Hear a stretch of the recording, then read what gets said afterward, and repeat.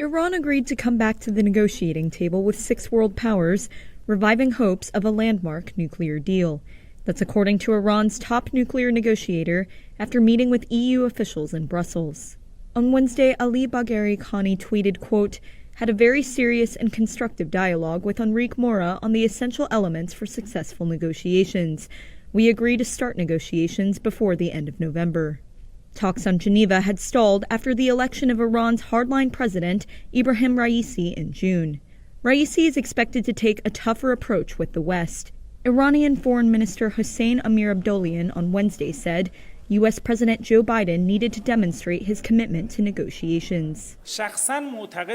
I personally believe that if Mr. Biden is serious, then he should show this so that we can believe that the Americans are actually serious about lifting sanctions. Spearheaded by American diplomats in 2015, the Joint Comprehensive Plan of Action, or JCPOA, lifted global sanctions on Iran in exchange for limits on Tehran's nuclear program.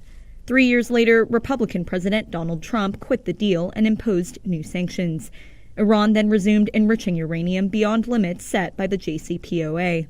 Under Democratic President Joe Biden, the U.S. has called for a return to the deal, but Iran has insisted on sanctions relief first. U.S. Special Envoy for Iran Robert Malley said earlier this week that efforts to revive the pact were at a, quote, critical phase, and Tehran's reasons for avoiding talks were wearing thin.